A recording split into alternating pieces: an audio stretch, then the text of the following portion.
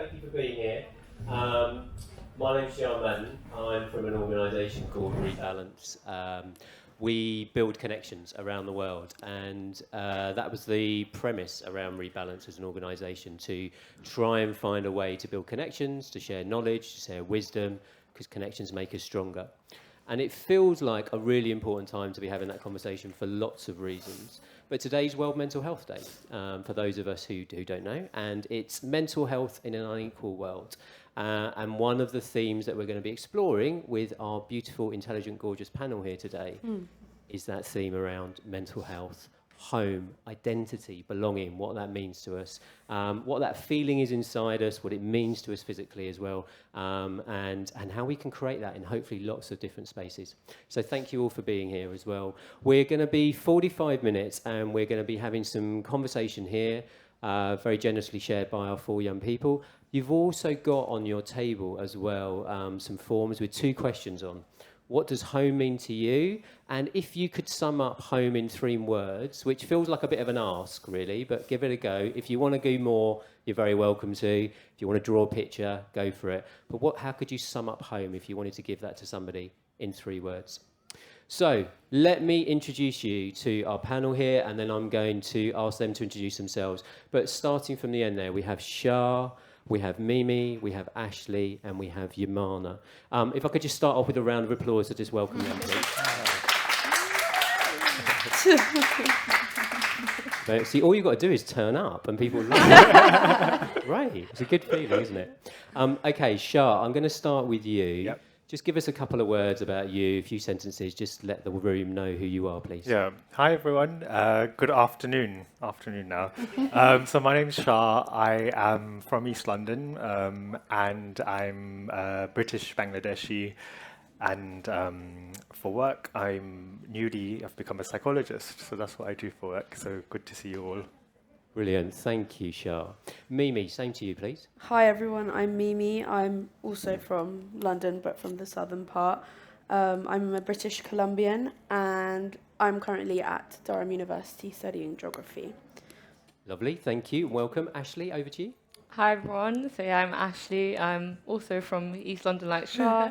I'm currently a comms manager and content writer at a tech company, but I'm also a wellbeing champion and I'm youth mental health first aid, so yeah.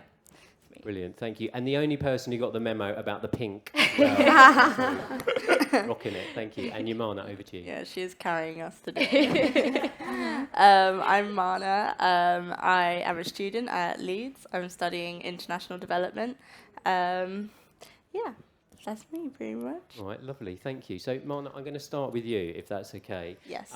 So the big question that we're going to start with is, what does home mean to you? So if we had to explore that a bit more, what does that mean to you? Where does that take you? So home to me, I'd say, is a space or many spaces that I feel like I could fully relax. And I think a word I said the other day was bathe in just being completely myself and really comfortable. And I say multiple spaces because I'd say I have multiple homes. So I have my home in Brighton, which is a very blended family. And I also have home in Portsmouth, where I have my Bengali side of the family. So my nanny, I used to spend a lot of time living with her. And I have my dad's place and then my grandparents. And I also have my stepdad and his grandparents as well. So I have multiple spaces and they all fulfill different parts of me. So yeah, that's my home space. Oh, thank you. So home for you, or one of the things that home for you means is these different pockets that you talked about before. And I love this idea of being bathed in home. So you have them around you, and they could be very specific places where there's particular members or spaces for you, or it could be something that's a bit more something that you carry with you in terms of this kind of idea of blended family as well. Yeah, definitely. I think it can be physical space in the literal sense, but there's also just little moments where I can fully relax. And when I say relax, I have anxiety, and particularly social anxiety. And there are moments that I get where I can just fully be myself. So one moment that I reflect on a lot when I first thought of the idea of home was being at my nanny's, and when I'm going to bed, when we lived with her, she would sing these prayers in the evening and these du'as and all these folk songs and things like that. And it's just those moments where I'd feel completely comfortable, and not to mention I'd sleep great because I'd eat so much food. She very much made sure that we were fed, as a lot of grandparents do. And it's also other moments like when I'm in bed with my sister and my mum and we're all just giggling in the morning, and when I'm watching films with my dad. It's all these moments that I have, that are very special to me. Lovely. Thank you. Okay. Well, I'm going to build on that. Mimi, can we come to you next then, please? Yeah. So I know food was one of the things that you talked about as well, which has made me think of the link. But tell us to you, what does that question mean to you? What does it evoke? What is home? I mean, I resonate a lot with what Mana has just said, because home for me is also where I feel comfortable. It's not just in the physical sense, it's rather, I feel like I'm a product of my environment. It's the people around me, it's the space, it's where I feel I can just be, just exist, to just breathe. And like I also have anxiety, so a place, for example, London is home, Durham is home. I feel home at here with all of you. It's very much the energy in the room for me, where I can just be myself. Okay, so that idea of being yourself, and a lot of people, I've heard a lot of people talk about this concept of authenticity as well. And I think it's an interesting idea, particularly when we talk about identity and belonging, which is one of the topics today as well. But being yourself, how does that link to belonging for you? For me, because I'm also a young carer, and I've also done the youth mental health first aid training course. For me, belonging, I mean, it's just sort of... Help me out here, John. All right. So belonging. So one of the things that I've heard you talk about Thank is about you being able to express yourself in different places, and how important that is for you in terms of exploring your identity, exploring who you are. But also one of the things that you said to me before was how important your room was back at Durham, and how you can close the door, create whatever you want on the walls there. It's your kind of collage of the world, and you can immerse yourself in whatever you want to be, and that feels like safe home and belonging as well. You're completely right, and I've also discovered recently that my space is also very important. And as you said, I take pictures of basically every single moment that I can possibly capture, videos, just so that I live in the moment, but I remember it forever, sort of thing. I see you nodding at the back of the room, and I say, good. But yeah, you also, it's not just about the people around you. It's not just about the energy that you receive. It's also how you feel within your own self, in your own space. So I guess that's my sort of sense of belonging, my grounding sort of thing. And I really like that idea that wherever you are, you can take home with you, as long as you've got a good sense of yourself around you, and maybe the different parts of you get bolstered up and built up by those different bits of your family as well. Thank you. All right, we'll come back to that as well. Shah, love to hear a bit more about you and your world as well. So what does it mean to you? What does home evoke for you? Yeah, so when I think of home, a lot of what comes to mind is food.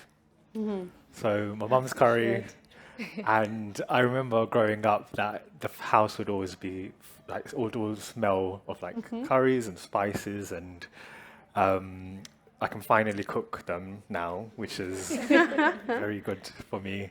But I remember just growing up in a house where we'd have our food, we'd have Bollywood films playing on in the background, we'd have other family members coming over a lot of the time. And I feel like my sense of home, it has changed over time as I've gotten older, and I feel it does change naturally. I think when I was younger, I was very closer to my sort of culture from the East, but then growing up in the West, I think that I found how sometimes it changes with trying to combine the two, which isn't always easy.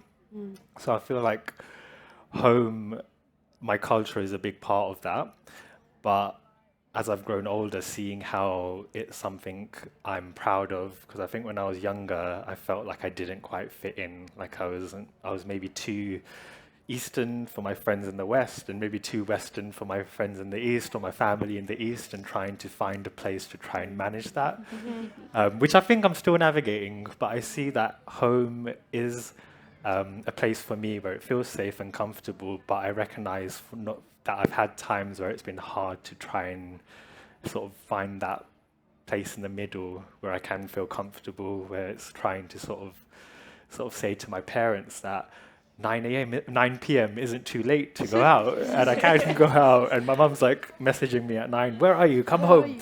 And then my friends, when I'm out, they're like, "Oh, how come you have to leave?" And I think that it's been quite hard to try and navigate that. And I feel like I'm probably not the only one in that position. And I feel like it's a position that a lot of my friends who are white maybe don't quite understand. And sometimes I feel I need to explain it to them.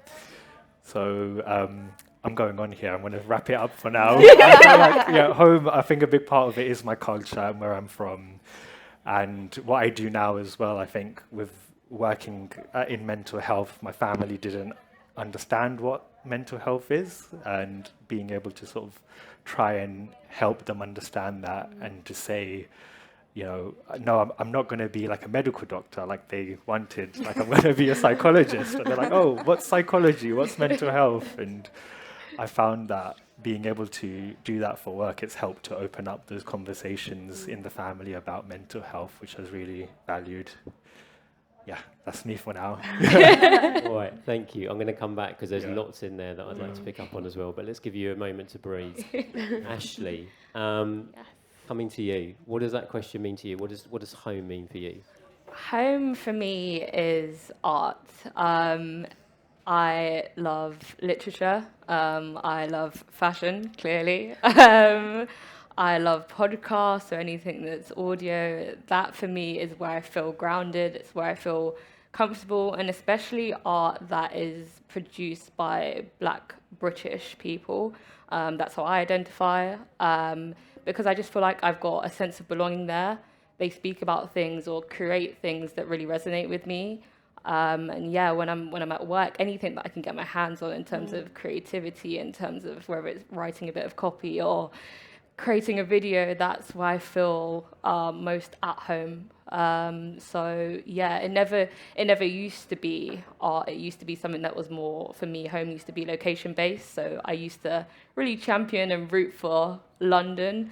But when my dad passed, with him passing in London, I felt like since then I've had a bit of a disconnect. So I wanted to channel my emotions and my energy into something else, and art was it. So that's now my place of escapism. Yeah.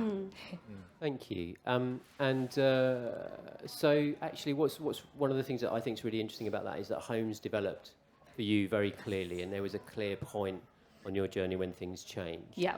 But for you, do you think art had already been there? Do you think we carry all the different facets of our homes with us as we go along, and actually they just come to the fore a bit more? Or actually through our journeys of life, do we learn a bit more about what home or identity and belonging means to us, and we pick up these new parts and add them to our identity?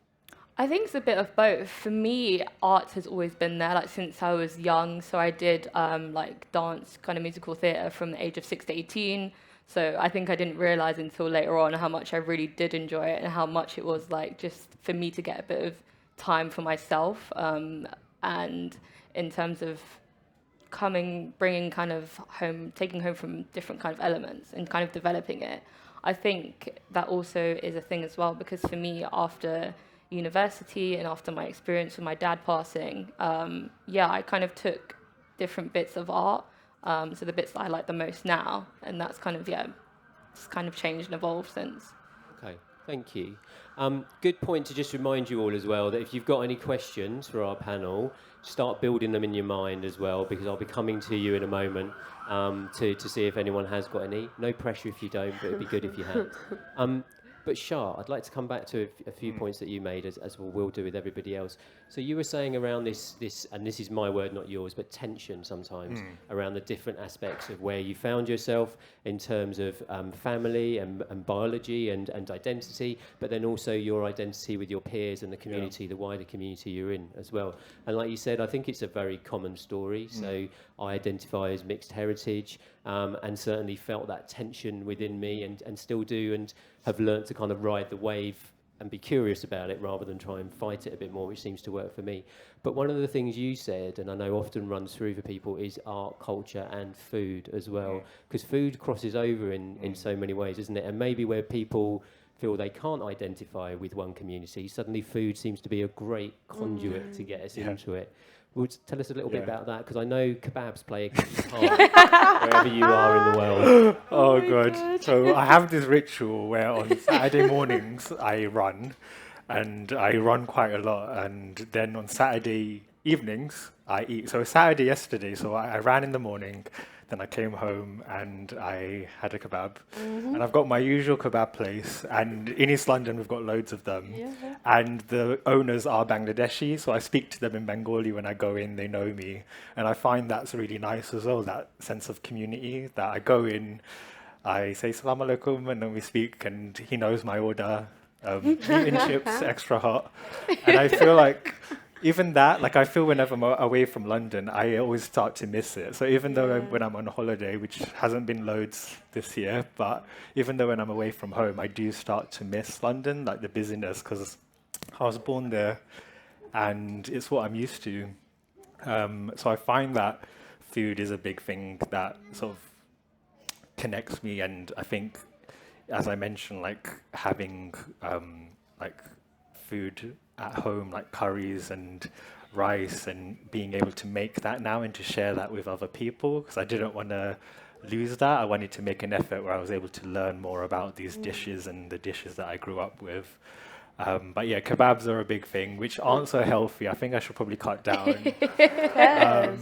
But yeah, I do run a lot, and just to something else to mention is that with my running, I'm part of like a group that are part of raising mental health awareness as well. So we run every Saturday, and people in East London, they come together and we run and talk, and we just get to meet. Because even though I'm from East London, I found that a lot of my friends moved away. So then I wanted to meet more people in the area. So I found running is a great way to do that, just to meet people from different walks of life in the community. So if anyone's ever in East London, Victoria Park, 10 a.m, come along, run with us. Yeah. Thank you. And apart from, I just love the image of you, wherever you are in the world, just getting kebabs and kind of having this moment of home. But running or exercise or family or music or art, whatever these things are, they connect us, don't they? And they allow us to get a window into each other's worlds, but also to find something that maybe moves beyond the obvious of the visual of skin colour or religion or which part of the world we identify with, and all of these other ways that we tend to create others rather than connections with each other. Mana, I know one of the things you were saying was around pockets, and you've got like your nanny and the prayers and the food and the family that are there, and then you've got your dad and watching films and various other bits of you. I'd like to just explore a little bit more about how do you develop that now? So how do you take those elements of your life and then start to share them as because you're into quite a significant next bit of life and change, aren't you? Second year university, growing and leaving home and everything else. So have they played a significant part, or tell us about the significant part that they've played in you helping to build your sense of identity and belonging in a completely new city, a long, long way away from any other family and friends? Yeah. Well, I feel like the theme of this shouldn't be home, it should just be food. I feel like at the end of the day, it all just comes down to what's on the dinner plate. Yeah. So I think just like reflecting on identity and belonging, I've always really struggled with trying to, because of how diverse my background is, being British Bangladeshi, I really relate to Shah in that I feel when I look too white to be Bengali, but then I don't really feel white enough to be with my white friends, and I haven't really had a very diverse, like when I moved to Brighton, so I used to live in Portsmouth, and there's a massive Bengali community there, and that was great, but also there was a lot of disconnect because I was pretty much the only mixed heritage white girl in the family, and that meant that even when it came down to things like shared experiences, like I didn't experience the same racism as my family did, but I was still witness to it. And like I remember I was playing with my friends in the street, and one of them was suddenly like, well, Bin Laden lives down the road, and I was a bit like, who's that? And then I realized they were talking about my nana, and I was like, oh, I don't really know what to do because I'm like a bystander, and I'm scared that this is going to get directed at me, but also that's my nana you're talking about. But I was like, what, 9? And but there's also tension, like when you say tension as well, like I really felt that in the house because I don't speak Bengali and I'm not a huge practicing Muslim. and I never really felt enough. And I just felt like I took quite a lot from the family. I was just there and I ate and then I left, kind of. But I think the whole, like with food and stuff, that really transcends that really weird tension that I feel with my nanny, because like as much as I love her, it's the moments where we don't talk and she's not like, why do you speak Bengali?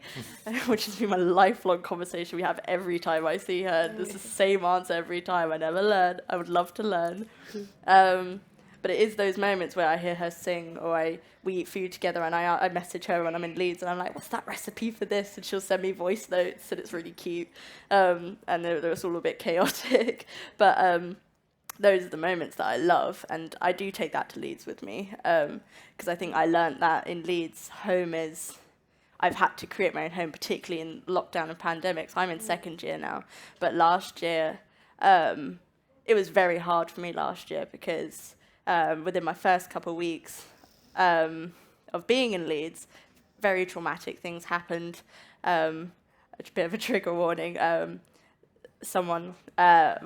flatmate passed away when I was in Leeds through mental health issues. And suddenly at the same weekend, we all contracted COVID. And we didn't know each other. And that was when we were like, okay, so suddenly we're all in lockdown together, isolating, severely ill, bereaving, not being able to, like his family came to pick up his things, but we couldn't talk to them because we were isolating, so we couldn't even tell them like what his last days were like. And through each other, these individuals that don't really know each other, we had to create a home for each other. And that was when my nanny's cooking came involved. And that was when we'd watch films together like I do with my dad. And that's like with you, Ashley, through creativity, that's where I learned to take my grief and create something quite beautiful. I love art. I'm very creative, even though I do bloody international development. I don't know how that happened, but here I am. And I really look forward to the future, developing that. So I really do connect with identity, and it's through that sense, and like having my girlfriends, like there's a moment in Leeds that I absolutely loved when it was like early in the morning and me and my two friends just crawled into bed together like I do with my sister and my mum. And we just sit there and just have a little giggle with our messy hair and stinky breath. It's just stuff like that, and I learned that I can take home with me wherever I go, and that's quite cool. Amazing, thank you for that. And I think sometimes when we have these awful traumatic events as well, we can honour those stories, can't we, by building something new as well and creating something out of that as well. Are there any questions from the audience so far, or anything that anyone would like to share about their perception of home or what helps them to connect, considering we are still in a global pandemic, depending on where we are in the world, lockdown, or we're starting to come out? It's lovely to actually physically be in a space. I'm really enjoying it. Slightly nervous and anxiety-provoking, but it's lovely to actually see people beyond the head and shoulders. But we know that isolation's played a key part for many people's experiences, particularly young people as well. We know in terms of lack of access to education, lack of access to connection to communities, all these different things that do feed us and do give us a sense of identity as well. So in some way we found new ways of connecting with others, but in other ways we felt quite lonely and disconnected. Anyone got any thoughts on that? Anyone got any experiences they'd like to share? Or anyone got any direct questions for our young people? Monica. If you keep your hand up, there's going to be a mic coming. There we go. Anna's bringing a mic to you. Thank you.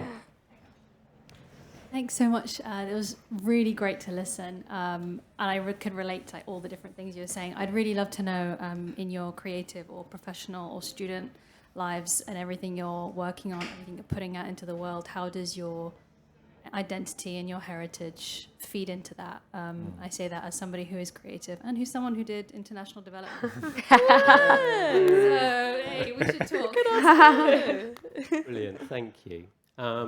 Who'd like to take that first? Mimi? Yeah, over to you. Let's start there. Yeah, fantastic question. Thank you, Monica. For me, my Colombian heritage, I've actually bought my flag today.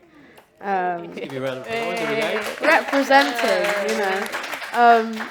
But for me, my Colombian roots, the blood that flows through my veins is everything.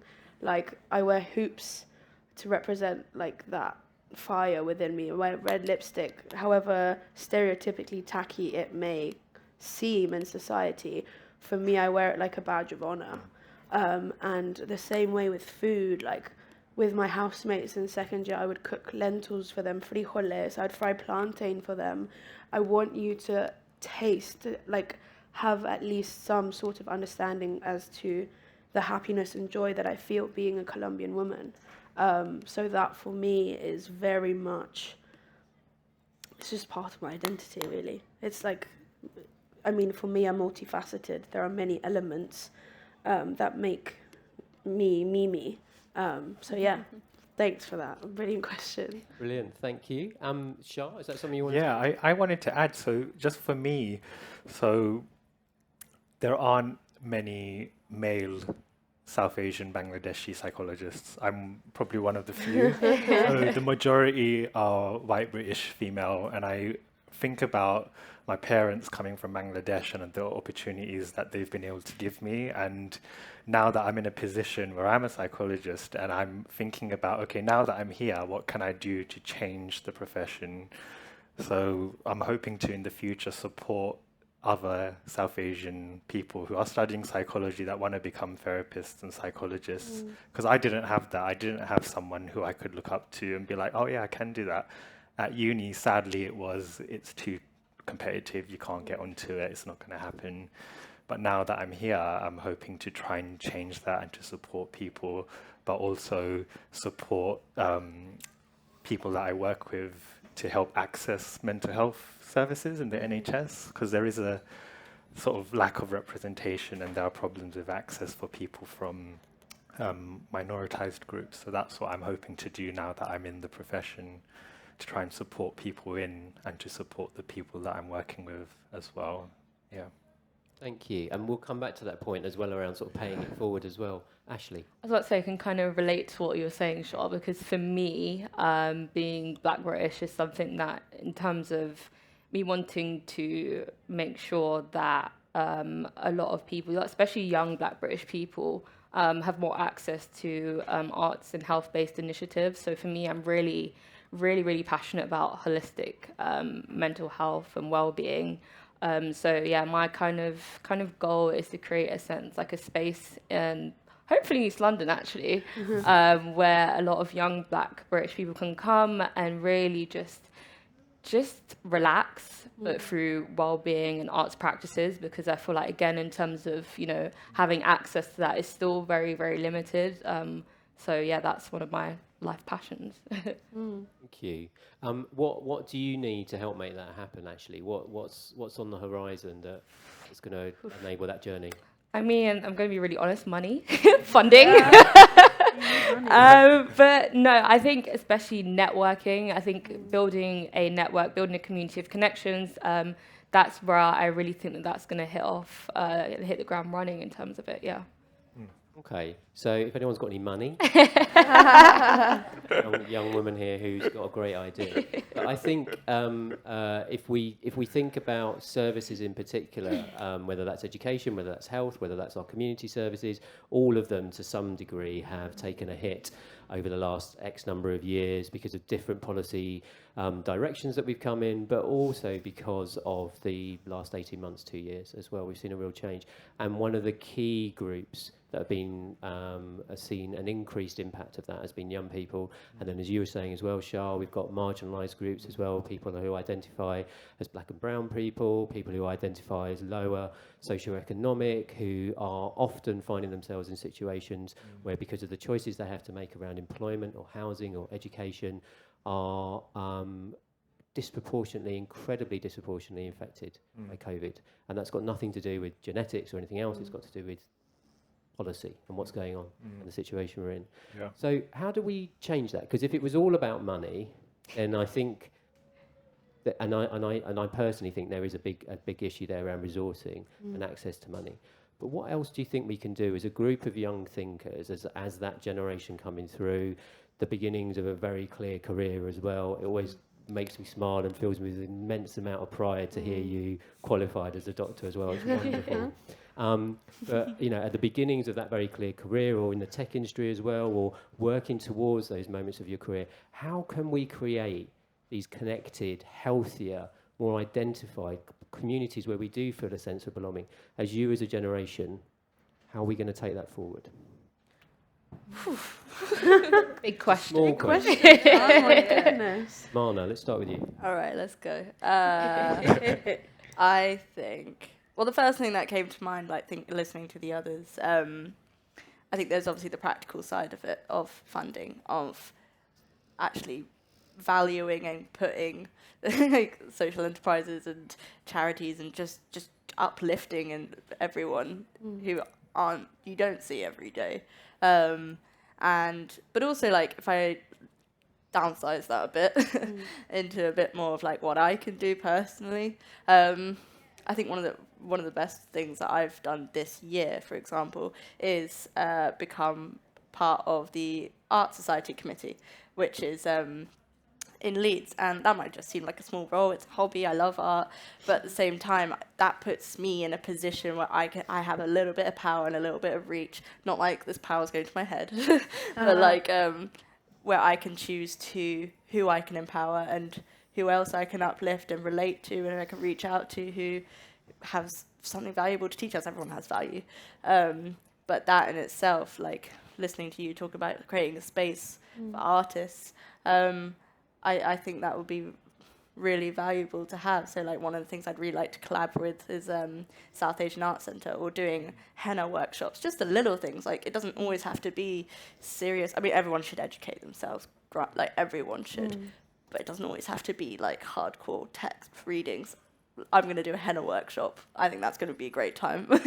Doing henna tattoos and stuff like that, or dressing up in saris, just integration, but also just appreciation and just seeing who that comes from on a local scale. Yeah, I think just that empowerment. Yeah. Okay, all right. So some of the things that I heard in there was taking the opportunity to try something new, stretching ourselves and stepping into some spaces that maybe feel a little bit worrying but exciting at the same time, and going for that. And then through that, we can have a greater sphere of influence, can't you? Which you've impacted more people now through that role you've taken on than you were already impacting through your smaller community, say, of home as well. Okay, that's a great example that we can empower ourselves with. Ashley? For me, I think it's about rallying everyone together. So rallying, the marginalised young people, but also rallying together our older allies as well, because I think that's really, really important. And I also think, it's kind of just getting stuck into those spaces. I now want to do a master's in creative arts and mental health. So that's something that I think will really benefit just where I want to go in life and how I want to help people. And just, getting more people from marginalised groups involved in these kind of spaces is really important. And what we're doing today, speaking, just talking about things, getting people involved, spreading awareness. So, yeah. Brilliant, thank you. And again, that idea around awareness raising, and it can be done in lots of things. And you don't necessarily have to be on a panel, sat on the stage. You can have a conversation with someone at a bus stop, can't you? Exactly. You can connect with someone who maybe's got quite opposing political views to you and try and learn about what they're doing. Yeah. All of these places give us opportunity to do exactly what you're saying, which is about connection, isn't it? Definitely. Thank you. Mimi, how about you? For me, you just said the word conversation, and I completely agree with your, we need to rally together. But for me, especially recently, just having a conversation it can be with someone, or as we're doing here, just very honestly to the point, and communicating our needs to each other and saying how we feel and what we need. I think that would make such a difference in our society today. And putting those ideas forward, working to a longer term goal, I think would make such a difference if we come together and focus towards something.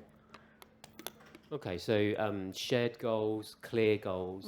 When we've got clarity, we've all got something to work towards. And one of the things you were saying was around communication. Yep. So for me, I think for me to be able to communicate clearly, I need to be literate. I need to understand. This is the other So thing. back to Yamana's point, I need to educate. educate myself. And And again, also we can educate together. This Yes. is the point of the conversation. Yeah. And I think that's amazing. I love learning. I love like learning about you and your kebabs. Like I love learning about you and like when you're with your poem or you with your creativity. I think it's everyone has such amazing qualities that we all deserve to listen and hear. And it's like that's the beauty of humanity. We need to work together to nurture our society into something that's more sustainable and happier. Just needs to be more love in the world. All right, that sounds great as well. All right, thank you. Shah, how about for you? I think, yeah, I agree with everything that everyone has said, and I think definitely conversation followed up by action, because I think that what I found is sometimes conversations happen and that's great, but then what's next? Like what happens? Does anything change? And I think from me and the working in like healthcare, and there are sort of changes that are being made, but I see how sometimes we need to work at different levels. So like working at an individual level, but also working with teams and then wider, and working with communities and reaching out with communities as well. Like I've recently focused a lot on the link between like religion and mental health, and seeing how in my own community that's something that is missing, but something that is needed a lot more. So I'm Muslim, and a lot of work I'm seeing is slowly being done with making a link with like faith leaders and linking mental health to better support communities, because often faith leaders are the first point of call. So people might not go to their GP, they maybe go to someone else who they would trust more. So I feel like conversation, but also action. So definitely agreeing with everything that everyone has said. Yeah. Thank you. And then the other thing I was hearing there as well is creativity about services. So we don't necessarily have to think of the pathways that are already there. Like you said, GP services, why can't people just go and talk to their GP and then they can gateway their way into services, regardless of the facts of whether they can or not, but that's another conversation for another day. But actually we can look at things in a much more creative way, coming back to Ashley's point. You know, Definitely. health services, education, connection, communities, the way we run our households, all of these things don't have to necessarily be the systems and the processes that you've grown up in. You have the opportunity now to change them, don't you? And I feel very much as someone who's a little bit older than all of you, at 47, my job now is to, as much as possible, create platforms and opportunities and open doors so that you can have these conversations. And I think that's something we can all do, regardless of our age, regardless of how we identify. We can help support those conversations to happen. And we can sit with the uncomfortability sometimes that learning creates in us. It's not always comfortable to learn in that way, is it? Because it maybe raises some values or some behaviours that we need to settle with ourselves as well. Yeah. Each of you, I know, has brought something with you that you wanted to share, because if you weren't here in this space now, that wouldn't have happened. And it was really important that we marked the occasion for the four of you to bring something into the room. So I'd like to bring us towards that part, because Anna's very kindly letting me know the time. So, Marna, can I start with you? Is that okay? Yeah, you can. Stage is yours. Thank you. So as I was being all deep about all of this and the theme and thinking about it, I thought it would be cool to get in contact with my nanny. I called her yesterday and was all like, Nanny, like I'd really like to know what the du'as and the prayers that you'd read in the evenings that I would fall asleep to that give me so much comfort. And she was like, well, I'm buying a table right now, so yeah, I guess I could send you the link later. So she sent me a link. I was like, okay, thank you so much. Really touching moment. Yeah, and so after she went to the range, she sent me a message. And yeah, so I have like a passage, and I would read it in Arabic, but I realised I haven't done that since I was 10 years old, and I would whinge about doing it. So I'm going to read the English translation of it. So this is Surah Baqarah, which is chapter 2 of the Quran, verse 38. And it says, it's basically about there is no grief for the believer. And I don't know, it kind of very spoke to me, and I'll quickly read it out. So it says, Allah said, descend, all of you. When guidance comes to you from me through the prophets, those who follow it and have faith in his prophets will have nothing to fear in the world to come, and nor will they feel sorrow about what passed them by on earth. There you Thank go. you. That's lovely. Thank you very much. And thank you for sharing. And when we were talking about that as well, one of the things that touched me on that was the words when she spoke them, you didn't necessarily know, but they brought you great comfort in terms of not so much meaning, but intention as well, the voice behind it. So I think that's lovely. Thank you. Mimi, can we come to you next? I know you were going to talk about the flag, but tell us more about what you'd like to share. Well, for me, I bought the flag. Obviously, I'm Colombian, so this was the reason why I brought it. But also, I wanted to mention that the key idea here is home, and Colombia, as I said, is my home. But also, I wanted to share a memory that I've just thought of on stage. A couple of years ago, I was in Colombia with my great-grandmother, and she had dementia at the time, and she taught me how to make chocolate, hot chocolate, but it was in like a jug, like metal jug, and it had a wooden like stick, and it's like you go, you know. And I have the video of it on my phone. It was like 3 years ago, and unfortunately she passed away. But sometimes with home and in situations where you feel at home, there are difficulties, there is sadness, there is grieving, there is trauma.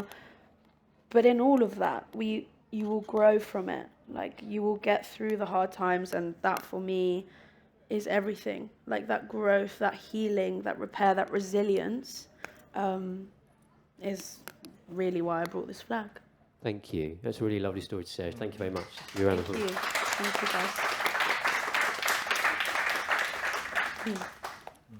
Ashley, can we come to you next, please? Yeah, so as I've been saying, home for me is art, and I use writing especially just as a way to channel emotions, and yeah, it's very cathartic for me. So yeah, I'm gonna share a piece of spoken word. So I use my writing as a way to channel a lot of anxiety that I have. So since my dad passed, I was diagnosed with general anxiety disorder last year. So yeah, this is something that I kind of wrote as an ode to it, I guess. Yeah, I haven't actually spoken this out loud before, so bear with me. But yeah. So I changed the wallpaper of my phone last night. After 2 years of finding the picture of you, the caught in the moment act of you hanging outside of a car on your holiday in North America at the age of 21. I've changed it to a generic pink sky landscape I found on Google. I hope you don't think this means I'm erasing you, because believe me, I'm not. I just need to look out into the sky where your spirit lives, instead of into the eyes of a body that no longer breathes. Anytime I think of you, I look up to the ceiling, to the floating clouds above. That's where I picture you. Sitting on those fluffy-looking pillows, writing down your next business plan, or lounging back as if you're sat chilling poolside. I changed the wallpaper of my phone last night, and I'm sat here looking up to the world as above, as I think this now.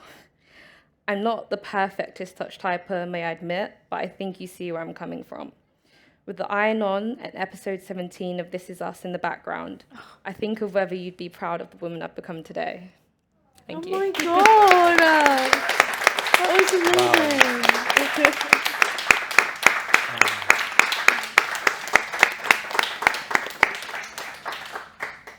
That was lovely. Thank you for sharing that. And the first time as well. It's a real honour to be the audience to hear that. Thank you. Shah. Yeah, to wow, you. that was like amazing. So for me, when I was thinking about home, like East London has always been home. I was born in Whitechapel, Royal London Hospital, and I actually work there now. So that's my first job as a psychologist. So it's sort of come full circle. And I think for me, similar to Mimi, I take a lot of pictures, and I've been able to see how home, East London, how it's changed over time. So back when I was at school, I went to an old boys school. It was called Bow Boys because it was in Bow, which is a particular part in East London. And I have a lot of memories about, being a young British Bangladeshi boy going to school and having that sense, still having that sense of community, growing older and being able to see how the area has changed. Like it is there, I guess there are parts like Hackney, for example, that have become more gentrified. And I think that sometimes I think back and look at areas like Brick Lane and see how much culture there is in those areas, but seeing how with time there's a risk that some of the sort of routes that I see it as are at risk of going of disappearing. And I think part of that makes me sad, but then part of me thinks about, okay, what can I do to try and hold on to that and to keep that? And I see that with photographs, even when I'm away from home, like I always feel connected because I can look at my phone and I see pictures. Now that my mum knows how to use WhatsApp, I can video call her and speak to her. So even though I'm away from home, I think about food, photographs, these memories that I have that remind me of home.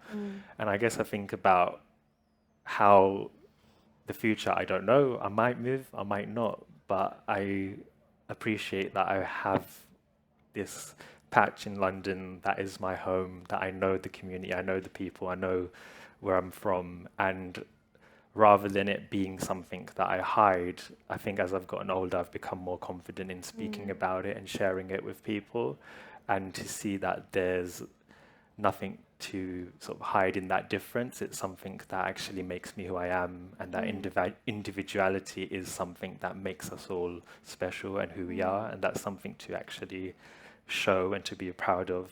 Again, like with you. Yeah, I'm feeling quite emotional. Sorry. Completely, I agree with but you. yeah, that's it for me. Yeah. Sure. That was so good. That was so good. Okay, so 45 minutes has just kind of whooshed by like that. I know that all four of you would be very open to conversation with people afterwards. If you'd like to, please stick around, have a conversation as well. I'd also really encourage you to stick around, because in 15 minutes' time, the wonderful Monica is going to be sharing some of her projects as well. So we'll come to that in 15 minutes. But really, I think it's been a genuine pleasure and a privilege, so thank you. Thank you all for being so generous and for giving of yourselves as well. The last thought for me is that when I hear in our media or wherever people talking about a snowflake generation, you're anything but, and you're representative of just four of a wonderful group of young people that are out in the world doing things, creating things, and have all these hopes and some fears and anxieties as well, but a potential and the opportunity and a desire to do something different as well. So thank you for sharing that with us on World Mental Health Day. Thank you for sharing your ideas of home, identity and belonging. And I just encourage everyone to give you one last round of applause. Thank you, guys. It's been a pleasure. You're amazing. I love you, Mama. You're amazing. Thank you, guys. Thank you.